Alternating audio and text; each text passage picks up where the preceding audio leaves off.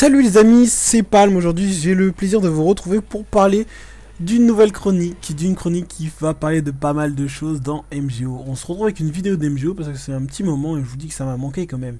Parce que MGO c'est quelque chose d'exceptionnel. Et aujourd'hui, comme vous le savez bien, on va pas parler de quelque chose qui est on va dire une gloire de MGO. On va parler du GP. Le GP. Il y a tellement de choses à dire sur le GP. Je vous ai proposé ce gameplay en course UU. Donc Urban Ultimatum, avec mon équipe, qui n'est autre que la Cold War Thunder à l'époque. Et je me suis dit pourquoi ce gameplay, parce que dans ce gameplay j'ai joué le GP. Même si je sais pas si ça va vraiment se voir, mais j'ai joué le GP dans ce match. Parce que je savais pertinemment que ça allait être une équipe relativement facile pour justement terminer dans les premiers et obtenir du GP. Donc voilà, je vous ai mis ce gameplay pour ça et vous allez voir comment on peut jouer le GP tout en étant discret. Alors pour parler du GP, vous allez me dire mais qu'est-ce qu'il va nous raconter sur le GP? Il y a tellement de choses à dire sur le GP. Moi je vous dis, à commencer déjà par tout ce qui est lié au GP, au point de grade, donc les statistiques. Qu'est-ce qu'il faut pas faire pour ces statistiques? J'ai envie de dire que même si vous êtes un joueur d'équipe, vous y pensez forcément. Il y a forcément une partie de vous qui se compare à un autre, qui se dit oh là là, c'est moi le meilleur, c'est moi le plus fort dans l'équipe. Enfin, c'est sûr que vous y pensez. Celui qui n'y pense pas, franchement, j'ai envie de dire que là, les mecs, vous êtes des mythos. Parce que tout le monde y a forcément pensé, tout le monde a consulté son GP une fois ou l'autre dans dans MGO, pardon. Tout le monde a consulté son GP une fois et tout le monde on va dire, été content d'avoir un GP. D'ailleurs, petite question au passage, quel est votre GP max?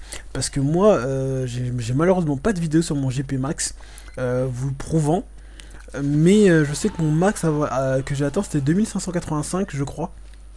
Un truc par là, ouais, 2585, donc j'étais à AA+. Et donc c'est le max que j'ai atteint, bon c'était je crois en 2011, c'était à l'époque de l'apogée de Cold War Thunder. Mais bon, aujourd'hui on vient pas parler de mes statistiques, on vient parler de ce qui est lié au GP. Donc déjà vous savez le Rage Kit, j'ai envie de dire que ça, franchement le Rage Kit déjà bon, c'est pas forcément lié au GP, mais qui n'a pas forcément franchement fait du Rage Kit? Que ce soit du Rage Kit, je vous parle pas du Rage Kit par rapport au jeu, hein, mais un Rage Kit tout simplement bête, comme par exemple vous êtes en train de faire votre meilleure action, vous êtes là en sauvetage en train de vous dire putain faut que je le tue, faut que je le tue comme ça on gagne le match, tout ça, et là vous avez peut-être votre petit frère, votre chat ou je ne sais quoi, qui vient, qui vous perturbe et qui vous fait crever. Alors là, c'est franchement, moi je trouve que ça mérite le Rage Kit. Ça mérite le Rage Kit parce que c'est quelque chose qui vous met hors de vous. Je sais que c'est un jeu, mais perso moi, ça me met hors de moi. Quand, je vous dis un exemple tout bête, en finale d'un tournoi, ma mère passe l'aspirateur et elle débranche le câble Ethernet. Elle a pas fait exprès. Donc je suis désolé. Ça c'est le genre de truc qui passe déjà mal au niveau personnel et au niveau de votre équipe.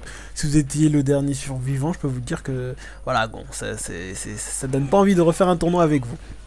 Donc il y a le Rage Kit. Le Rage Kit ça peut être pour n'importe quoi. Vous avez le Rage Kit, j'ai vu les plus beaux Rage Kits de toute ma vie avec Malaria. Je pense que tout le monde connaît Malaria, le plus grand Rage Kitter.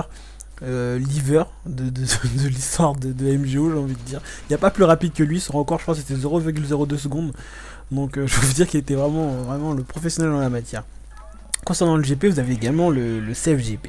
Les gens qui sauvegardent leur GP. Alors, ça, j'ai envie de dire que des fois c'est compréhensible parce que moi-même j'ai sauvegardé mon GP. Quand vous avez un très beau GP, vous n'avez pas forcément envie de jouer avec des gens qui ont du B- par exemple. Je vous dis quand vous avez du A plus ou du AA ou je ne sais plus trop, je me rappelle plus trop. Vous n'avez pas forcément envie de jouer avec quelqu'un qui a du bas GP pour vous faire perdre du GP. Donc vous avez au passage vous avez vu au niveau 19, hein, double niveau 19 même. Donc vous n'avez pas forcément envie de jouer, donc vous sauvegardez votre GP. Donc le save GP ça peut être assez chiant parce que ça se fait même au sein de la team. Là je me rappelle qu'au sein de ma team il y avait du save GP entre les personnes. Et du coup ça fait que les gens prenaient des alts, parce que bien sûr qui dit save GP dit alt. Donc vous avez des gens qui jouent avec leur alt pour pouvoir sauvegarder un GP qui je vous rappelle quand même, le grade point ça reste des chiffres, hein. Et c'est ce qu'il n'y avait pas dans MGO 1. C'est ce qui a fait que MGO 2 a pris une tournure totalement différente. Dans MGO 1, il y avait très peu de personnes qui jouaient pour les frags. Il y a toujours des fraggers, il y aura toujours des fraggers, peu importe le jeu dans lequel vous allez jouer. Mais là, franchement, je veux dire que ça atteint des sommets puisque on a vu justement avec ce GP ce que ça a entraîné, ça fait des histoires comme pas possible, ça fait des trahisons, on va dire, au sein de certains clans, et tout ça a emmené au War. Les Wars, vous savez ce que c'est les Wars. Les Wars, c'est des personnes qui vont systématiquement jouer pour le GP.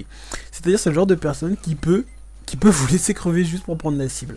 Alors ça, j'ai envie de dire aussi que ça la fout mal.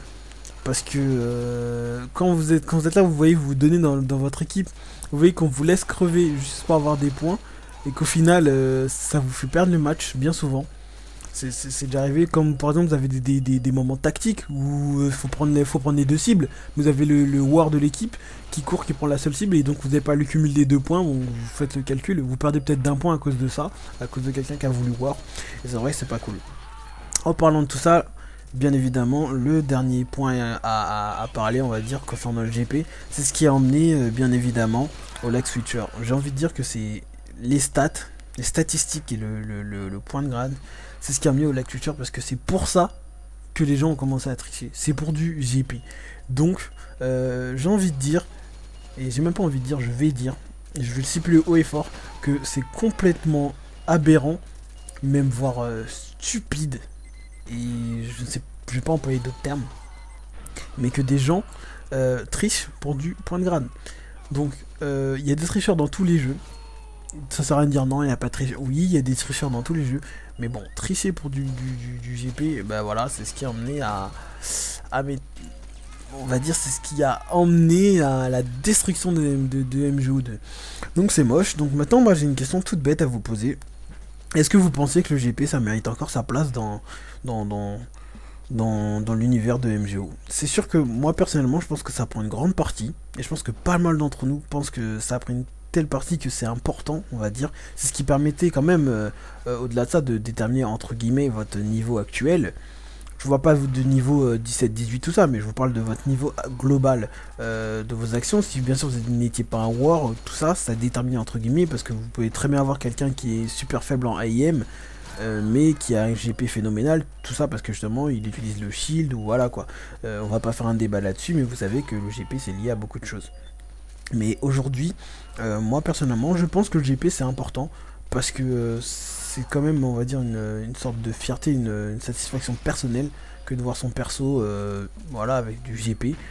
Après, c'est sûr qu'il y a d'autres choses qui sont liées au GP. Hein.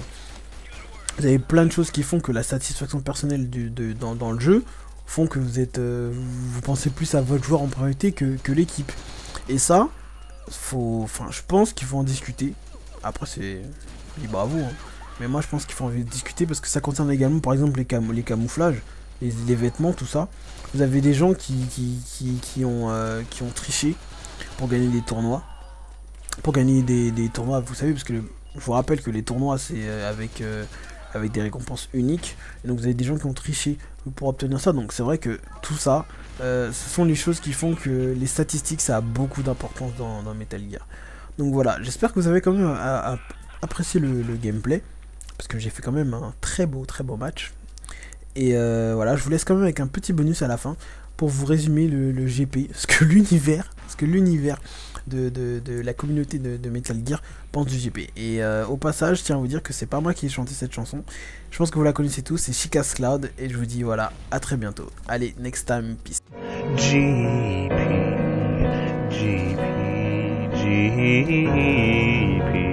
great GP, GP,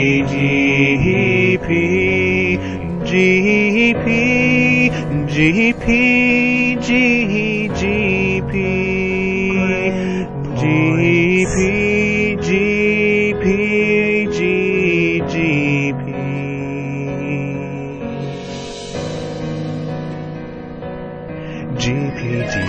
don't do CPG, don't cheat, GP,